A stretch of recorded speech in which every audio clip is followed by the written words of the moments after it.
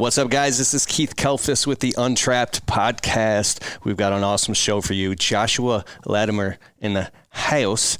You just flew all the way here, bro. You live in Michigan, but where the heck were you, man? Well, we're living in Texas for a year. We're in the Frisco area. So I was just glad that the flight happened because there's some weird stuff happening with airlines. So I'm just glad that the pilot showed up and flew me to Michigan. I heard about that. Some funny stuff going on with the planes, man. So yeah. All right. So I want to talk about the 5 stages of business. And for those of you guys that watch my content, you know I've talked about Josh a lot. But for those of you that don't know him, he started out with absolutely nothing. And you built a window cleaning business from literally you all by yourself to like well over $100,000 a month. And you've automated all these different businesses and done all these cool things. But most of all, you're this super awesome family guy. You've got a wife and 5 kids and all these super high family values. But I want to talk about that in a little bit, but I really want to dive into this 5 stages of business because it's so important. So dude, just take the floor, man. Talk about it. Well, the 5 stages of business is something that Brandon Vaughn and I kind of developed and put together many years back. It's not something we invented. I would say it's something that we observed, right? So if you look at companies that that build a turnkey multi-million-dollar automated business, if you look at those and you look at kind of the companies that are small, broken, stuck, right? They just can't get past cash flow purgatory, especially like the 300,000 to 500,000 range. People get trapped there for 22 years. You know, you have a family business that's kind of hanging out there. What you'll notice is that there's specific steps that need to be taken in the right order that 100% of these people took. And the people down here don't understand kind of what the next step is, or they're working on the wrong things in the wrong order. So that's essentially the origin story of it. What the 5 stages are is stage 1, the field. So if you spend 50% or more of your time working in the field doing the thing, then you're a stage 1 business owner. Stage 2 is when 50% or more of your time is spent doing administrative work. So what that looks like for like a lawn care landscaping company, you're still mowing and doing stuff, but you're in your truck with sticky notes freaking everywhere. And, and there's clipboards and like missed calls, and you're doing payroll and you're going to the bank and you're up till midnight, like doing CRM stuff. Once that starts to happen, that's a key indicator that you're a stage 2 business. Stage 3 is when your focus is on feeding the beast. So imagine you have several crews out. You have an office manager kind of crushing it and doing the tech and the payroll and the bookkeeping and all that, answering the phone, doing the scheduling. But your job is to make sure all these people have a paycheck and don't starve to death and quit because you're a terrible boss. And so you're selling. You're shaking hands and kissing babies and selling your face off and financially hyperventilating maybe a little bit in the early days. That's an indication you're a stage 3 business. Stage 4 is when you become a general manager. And this is a huge shift that people never make. Because a general manager is a leader of leaders. They're not really managing as much, they're leading, right? So what that looks like with stage 4, it means that you have, at least your 3 department heads working for you. Mm-hmm. You have like a production guy over the field, right? Like an operations manager, whatever you want to call it. You have an office manager that might have a couple admin assistants under them. And then you have a sales manager with a handful of salespeople under them. So you're leading the leaders rather than herding the cats yourself. And there's a big shift in the way that you approach that. If you're successful there and the company gets big enough and your margins and your economics work, then you can go to stage 5. Stage 5 is when you hire a general manager or a CEO and you're truly just the owner, right? So a football analogy is you start out as a quarterback, and after, a while you can become the coach. But the real goal is to be in the press box in the big glass suite up there looking down in the field, and you're the guy writing the $90 million paychecks to the players, right? You might not get as much attention, but you're truly free at that point. That's the goal. Dude, that was a lot. That's good. It's a lot. Now, I want to touch on real quick. So you talked about the 5 stages of business, but what about, how does that reflect in what's going on like at home and the home values? Because we did a whole video interview, and you guys can watch that. I'll put it in the show notes, where you talked about how things happening at home and belief systems and how everything is a system. Talk about that too. Well, like if I do an interview or we do teaching, what people think that they want, what they crave, is they want to know like the tactic. Like, tell me what to do. Tell me what button to push. Tell me what spreadsheet cell to fill in with this number. What formula do I use? The truth of the matter is that, being successful with your business has way more to do with your identity and all the head trash in your brain than it does with anything else. And what's funny is if you look at your family, if there's, any family entrepreneurs, it's even harder for you, right? Because if you, have a kid, have a spouse, and have a startup business, that's like a Molotov cocktail waiting to explode, right? Like it's hard. Like these are three hard things mixed together and it creates this perfect storm, right? So it's hard. But if you look at your family, all it is people and systems. When you look at your business, it's people and systems. You have really good people and really good systems. It's almost impossible to not do well. And at home, we don't look at our families that way, maybe because it feels robotic, but you can systemize your family, and your family's identity the same way that you can create an identity for your business with core values and a vision and being able to cast that vision to the people around you. Why don't we do that with our kids? Why? That's what I say.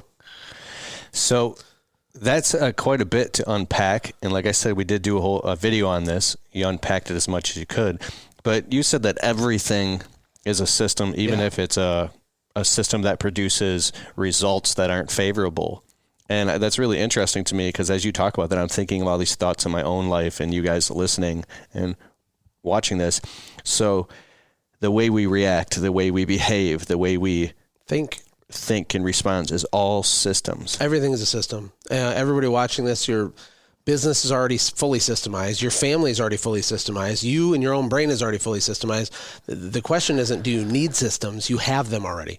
The question is, are they the ones that we want? Are they serving us well? Are they taking us to the final frontier that we've set for ourselves? Because they're leading you down a path one way or the other. People just don't realize they have control over the path.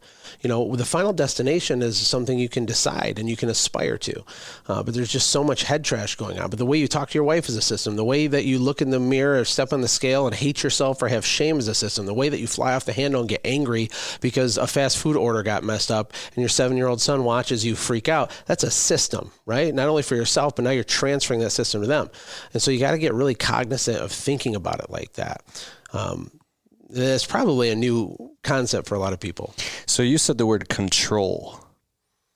Some of us in our lives or in our business, we aren't even aware that we can unconsciously become what the term is kind of like control freak, or it's because we're actually afraid to give up control. How do you grow and let go of that stuff? So like,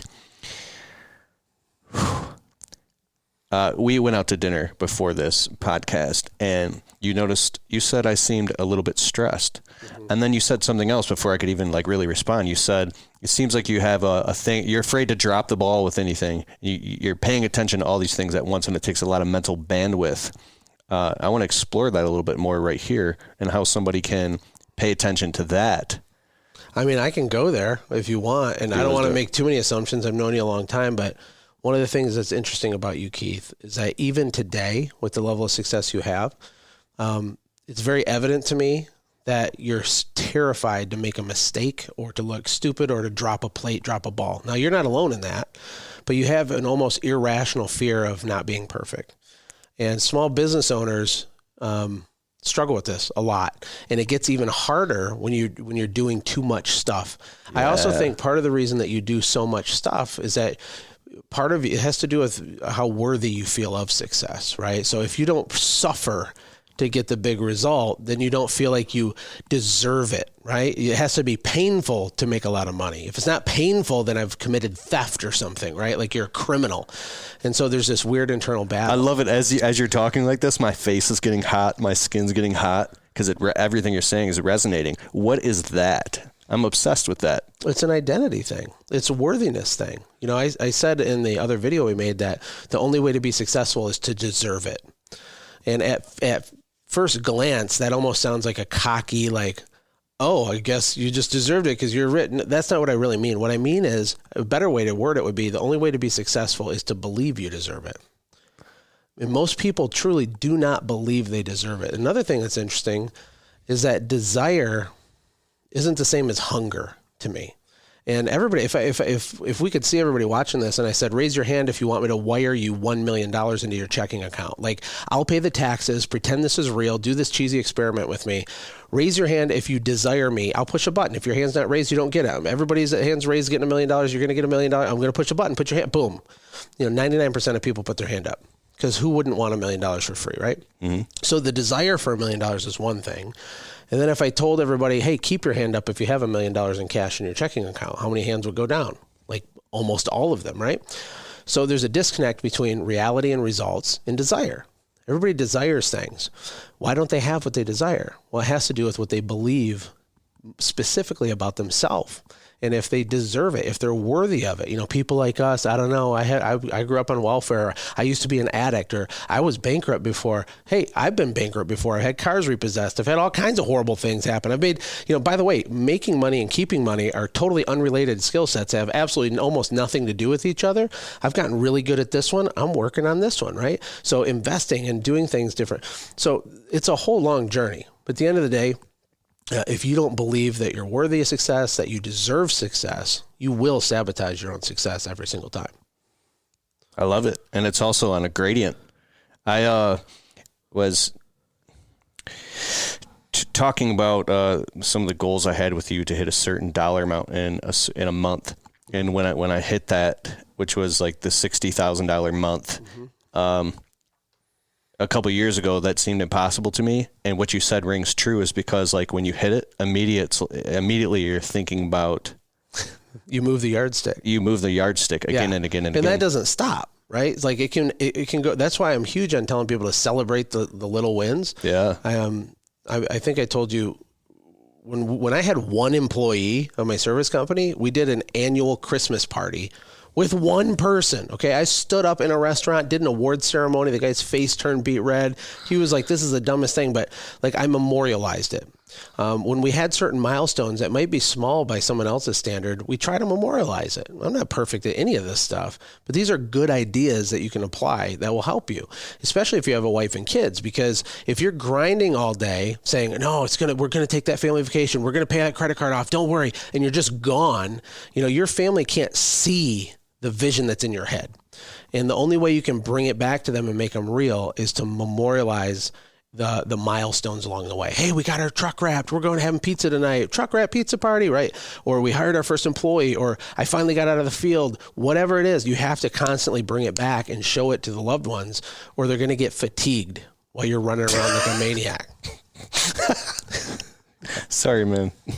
I got a friend who's like that, and he's become a multimillionaire, and yet he doesn't even realize that it's never ever enough. Mm-hmm. And it's fun because I'm watching it happen. It just rang really true. It's dangerous. No amount of success in business can compensate for failure in the home. If you fail at home, you are a failure. Period. I don't care if you're a billionaire. I don't care if your number one primary objective on this planet, if you're married and have kids, is to raise young adults to become good men and women. I ask my kids, I say, what's my job? They say, to help me become a good man. That's what my boys say, right? Because that is my job. The purpose of their childhood is to prepare for adulthood, right? And so business is cool. Making money is cool. But, we glorify that stuff too much, and we have too many like rental Lamborghinis on Instagram with people acting cool. Listen, what's really cool is raising a 14-year-old that understands things most college students don't understand. I think that's cool.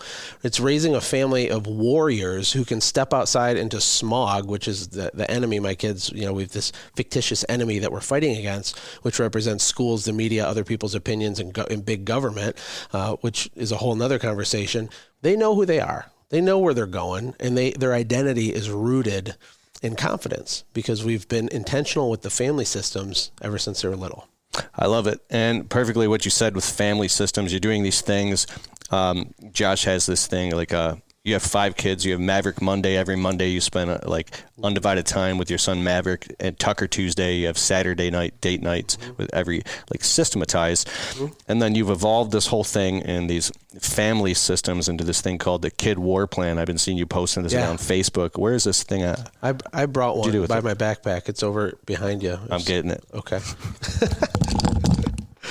I'll play Jeopardy music while we wait.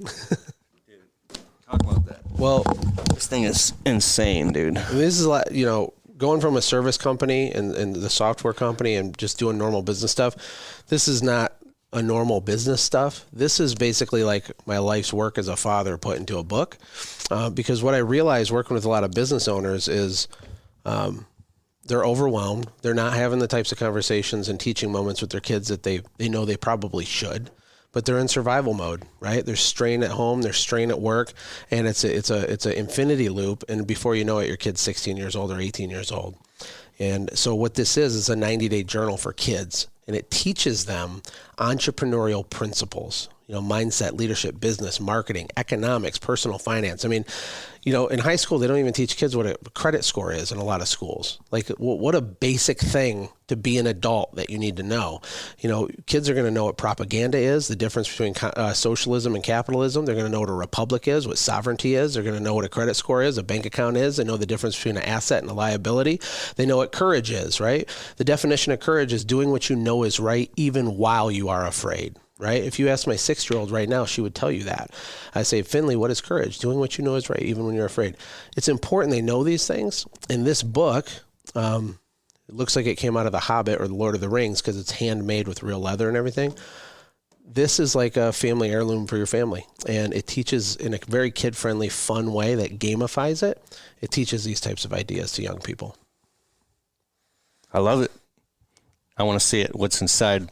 Well, first of all, they're literally, truly handmade, and it's real leather. They're all actually different, right? We just ordered our first 1,000 of them, but even like the cuts on the leather are different in each one. There's nuance. A human being hand pounds in this embossed logo and these rivets, right? The paper is handmade paper out of cotton. They print on the pages with metal printing plates because you can't run this type of paper through a printer. And so it's pretty much a nightmare to create, but we did it that way because it needs to feel different when you hold it, and when your kid holds it, it needs to feel important. Let me see it. This is sweet. For those of you listening on the podcast, and you can't see it, go to the Untrapped podcast YouTube channel or look this thing up. Look me up on Facebook and look up Joshua. How can they find you? I'll put a link below. You can just search for my name, Joshua Latimer, on Facebook. Mm-hmm. Yeah, and if you could put a link if they want to check out the Kid War Plan. This is insane. Cool. The Kid War Plan. I love it. I saw the videos on the website of you have your son speaking. How old is he? He's 14. He's talking and teaching super hyper, high level stuff. Well, there's 90 concepts taught in this. Yeah. And he made a video to go along with every single one. So he has 90 videos, but they're all shot like YouTube fun style. So you can consume it and really understand it. And that's included as a free bonus when people get the book. Super awesome. Yeah. We're having fun. One more thing, side topic. You just got back from Florida and you were speaking at an event? Yeah, actually, I was speaking at a pooper scooper convention, which is so funny. It's like 6 months ago, a friend of ours had asked if I'd do it, and I'm like, we're kind of busy, and then she said it's a pooper scooper convention. I said 100% because I want to be able to tell people that I spoke at a pooper scooper convention for the rest of my life. So I'm in. So it was fun. Man, I love it. And you have a podcast too, right? Yeah, the Growth Vault podcast. We have over 1 million downloads on that bad boy. Done it for a long time. There's over 400 episodes, a lot of good interviews and just tactical things to grow your service company. It's really good.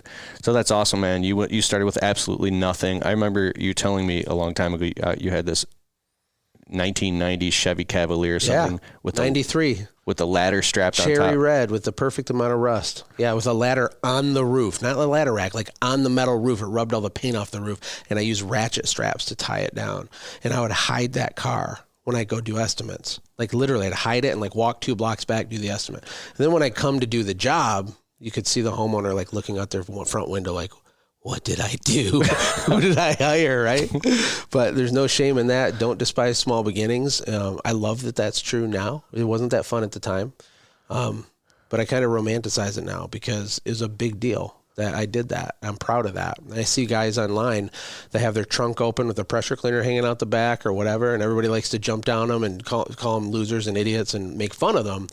I want to slow clap for these people because some of these people's mindsets, the way they were raised and abused and stuff, for them to have the cojones to throw that thing in their trunk and go knock on some doors is epic. I mean, beyond epic. It's like climbing Mount Everest.